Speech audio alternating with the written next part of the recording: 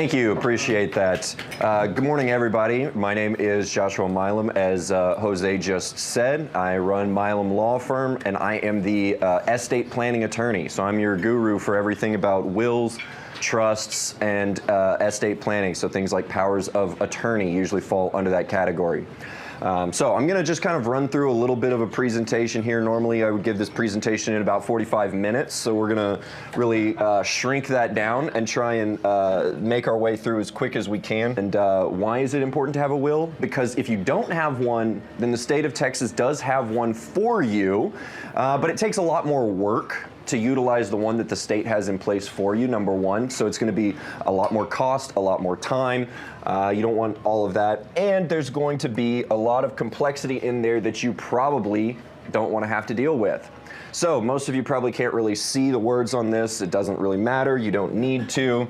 But this just basically breaks it down on what happens if you don't have a will, okay? So it has to go through all types of different scenarios, right? Married person with children, that's like where both of the children are shared. This is if children are shared, children are not shared. Then there's if you have lost a spouse, if you have children, no surviving parents, no siblings, one parent survives. So there's all these different scenarios that are all provided for in the law, and that if there isn't a will out there and a person passes away, and let's say, Sandia, you come to me and you say, hey, my husband passed away, he didn't have a will, what do we do now? Okay, well now I have to walk through all of these different scenarios with you and try and figure out which one fits your circumstances. The children that y'all have, did y'all only have children together? Did he have a child that that he didn't share with you? Like, what is going on in your scenario? And we got to figure out which one of these fits, okay? The other piece to it too is that ultimately, all of this is all fine and dandy, but ultimately it's going to be the court that makes the determination of what happens to your property, right? So you could look at the law and it could say, if you're a married couple who has only children within the marriage, then everything passes to your spouse if they're still living, or on to the children. And you might think, oh, well, that works fine for me, so maybe I don't need to have a will in place. That might not be the best decision. Okay, because it could come to pass that at the time that you pass away, maybe your parents are still living and they don't like your spouse and they've never liked your spouse. And so they think they should have a hand in getting a piece of your estate. And so they might try and litigate during the probate process against your spouse. The spouse that you absolutely would have said, I wanted them to have everything. And then your spouse might just say, well, I don't want to really litigate through this whole thing, so let's just figure out what we can do here, come to an agreement, we'll present the agreement to the court, and the court's going to say, hey, if everyone's on the same page with that, great, sounds fine, right? And now all of a sudden, your spouse got less than what they were supposed to get because your parents decided they didn't like your spouse, you know? So there's all kinds of things that can happen, and once you've passed away, you're not there to be able to have a say, and no one can get into your mind, you know, where the law and the courts do not get into consulting mediums to speak with the dearly deceased. So no one can get in your head and figure out what was in your head. However, what you can do is you can do a will, you can do an estate plan, you can have all of your wishes out on paper, so that it's much more difficult for anyone to say, well, we really don't know what this person would have wanted. Would they have wanted their parents to get something? Would they have wanted everything to go to their spouse? We can have it all in a document. The probate process, probate comes from a Latin word. It means to prove. So what probate means is we are proving that the person who has passed away is the person whose will we're presenting to the court. We're proving that the person who's bringing the will to the court is the appropriate person to be the executor, and that they're still qualified to be the executor, okay? So those are some things that have to be proven and shown to the court. So do not make the mistake of thinking, oh, I'm named as the executor in the will, that means I have power. No, you don't. Until you actually take that will to court and probate the will, and you receive a court order that says you're appointed as the executor, That is when you have the ability to deal with a piece of property, a vehicle, a bank account. A lot of people get very confused because they have a will and it says they're going to be the executor, and they go to the bank and the bank is like, we can't talk to you unless you have letters of administration or letters testamentary. And they're like, what does that mean? I'm the executor. It means the will saying you're the executor doesn't mean anything until the court has said, yes, you're the executor. Why is that, right? Why is that? A lot of people don't really understand why that would be. The reason for that is because one of the qualifications to being an executor is you got to not have any type of felony or any type of criminal conviction for any kind of crime of moral turpitude. So things like gambling, prostitution, you can't have those.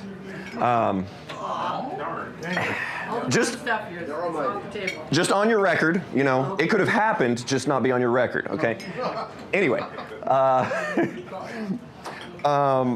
so a lot of times, obviously, when people do a will, they don't pass away for 5 years, 10 years, something like that, right? In that intervening period, the person who they named as executor could have picked up a conviction for a crime of moral turpitude or any type of felony, okay? So the court has to confirm that that has not occurred.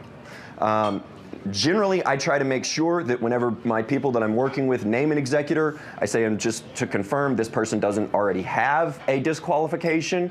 But I have seen situations where an attorney prepared a document and was not careful in talking with their client, and they actually, from the jump, named someone who was disqualified to be the executor, okay? So that's something that you gotta be really, really careful about. That's part of the reason of the probate process. A big question that I get a lot is whether or not I'm concerned about things like Rocket Lawyer or LegalZoom and people doing their own wills. And of course, I always respond, absolutely not. I love those people.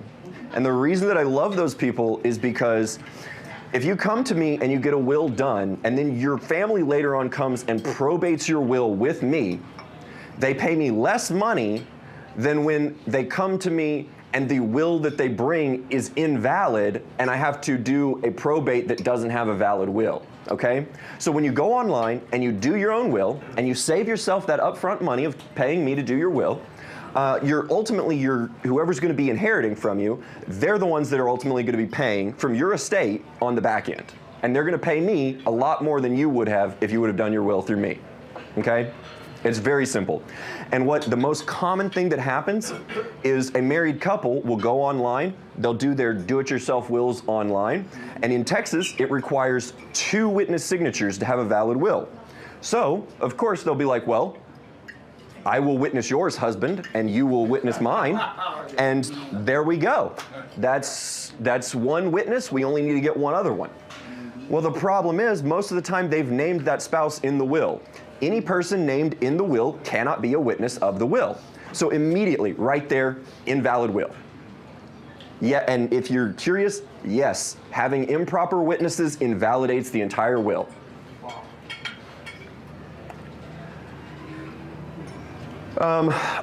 Okay, real quick, real brief.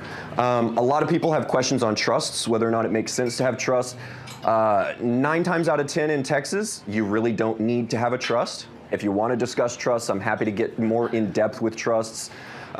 Trusts don't have to be scary. They can be as simple as, let's say that David and I are going to go to dinner tonight. Then we get to the restaurant and we're outside the restaurant. I hand David $20 and I say, hey, if our waiter or waitress does a good job, you're going to give this $20 to our waiter or waitress. Okay? I just created a trust right there. That's simple. Trusts require 3 parties. Those 3 parties can all be the same. Again, trusts also can be extremely complex, so there's a lot that goes into trusts. But at the simplest level, you've got the grantor. That's going to be the person who provides the property for the trust. You've got the trustee. That's going to be the person who's kind of in charge of watching over the property. So in the example, I was the grantor. I gave the $20 to David. David was the trustee. He's the person responsible for watching over that $20 and making sure nothing happens to it except what the grantor directs. Then you've got a beneficiary.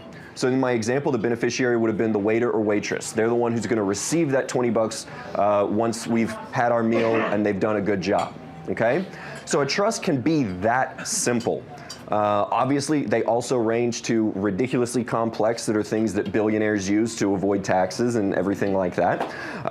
And I can talk about all types of trusts from the simplest to the highly complex, okay? But if you're curious whether or not a trust makes sense in your scenario, I'm happy to talk with you about that. So those are kind of all of the highlights, other than finally, people obviously come to me and they're like, I need a will. Obviously, y'all have heard me talk. I never refer to myself as a will attorney, right? I refer to myself as an estate planning attorney. Why? Because wills are fantastic when you pass away. But between now and when you pass away, circumstances could arise that you want to make sure those are taken care of as well. So it's important to get things like a durable power of attorney. That's going to be who can make financial decisions for you if you can't make financial decisions for yourself. A declaration of guardian. If for any reason you should ever need a guardianship, who would you want to be your guardian? And I know we don't think about that a lot once we're adults. You know, we only think of guardians for children under 18. But there can be scenarios where it's necessary for an adult to be under guardianship. Medical power of attorney, if for some reason you can't make medical decisions for yourself. HIPAA release, that's going to be who can get medical information about you. And then the advance directive to physicians and family or surrogates. I always emphasize the actual legal name of the document. Most people know it more as the living will or the pull the plug document, but it kind of addresses different end-of-life scenarios and what type of care you would want in those end-of-life scenarios. So these are all important documents to get done alongside and in addition to a will to kind of make sure, again, that you have a comprehensive estate plan. So, any questions? More of a comment. My wife and I sat down with Josh a couple of years ago and did our will. And not only did he provide the witnesses, but every single thing on the will he explained in detail in easy to understand layman terms. And there was a lot of stuff we didn't know we needed, and he explained why we needed it and helped us to make decisions. So if you need your will done, it's well worth your time to sit down with Josh, because you'll learn more about what you've got than you thought you even needed to know. Thank you. Appreciate that, Ron. Yeah. Steve? Medical power of attorney. So 4 or 5 years ago, my wife had surgery. So we're at Southwest Medical and do the check-in at 5 o'clock in the morning. And the lady doing check-in says, you have medical power of attorney. My wife says, do we? What's it for? I said, it means I don't know what takes both blood. Well, that didn't go over well. I thought it was funny, but they didn't. Wrong answer at that time. Basically. All right, David? On the rare occasion that a family member does not want to inherit. So, I mean, obviously, if that conversation is had prior to passing, then they can be left out of the planning documents. However, you follow the laws of intestacy, okay? So if a person had passed away and one of the people that they had named in their will doesn't want to inherit, you can do what's known as disclaim. You can disclaim your inheritance. You can say, I don't want to receive it. But what's going to happen in that scenario is it's going to follow it's going to follow what is said in the will, which normally, most often, a will would say, if a person is predeceased me, then it goes to their descendants, okay? So you have to be very careful if you're going to do a disclaimer, because if you don't want to inherit, but maybe also you have children and your children don't want to inherit, then it all kind of needs to be done in conjunction to make sure that all of the disclaimers are done appropriately and everything like that. But it's not necessarily just a real straightforward process, because it's going to depend first on what the will says, and then it's going to follow with the law. But that's definitely possible. What's it? Doreen? So you have a joint bank account with whoever is passing on.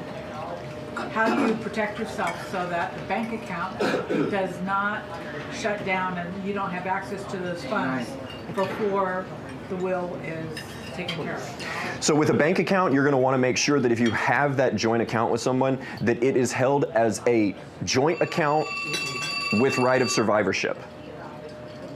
Okay. Now, most of the time, particularly in, I'm going to say Texas because obviously we're in Texas, but this actually kind of expands to all community property states in the United States. But most of the time in Texas, if you have a joint bank account, the bank will default it to joint with right of survivorship, okay?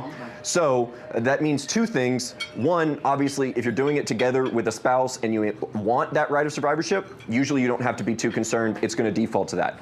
Be careful, though, if you're doing a joint bank account with like a child, right? Maybe your spouse has passed on and now you're getting one of your kids onto your bank account to help you out because you need some help and things like that. You want to make sure that if you have 2, 3 children, you don't have that one particular child on that bank account with survivorship, because they'll basically receive everything in that account and it won't split evenly among the other children. Unless, of course, that's what you want to do. I mean, if that child's taking extra care of you and everything like that, and you want to say whatever's in this account, they get over and above everything else that's going to split among everyone else, that's totally fine. But just be aware of that and know that. What happens in a business account? So a business account generally is going to be held in the name of the business, with whoever the owner or operator of the business is going to be the signator on the account. So what that would ultimately mean is that account will freeze until there's a determination of where that business is passing, okay? So just like any of your other assets, even if you are just operating an LLC, which most of the time you don't necessarily think of an LLC as having stock, right? Because it's got membership interests, but still those membership interests are an asset. And that asset can pass to whoever you declare in your will, or if you don't have a will, then it passes based on intestacy. But that would be one where they would have to get through probate, distribute that asset, and then go and talk with the bank. Hey, I'm the new owner of this business because this person passed away. Here's the proof of that, all that good stuff. So if any of you have any additional, I think there were still some other questions. If you've got them, you can certainly come to me after the meeting, but I think we got to move on. So.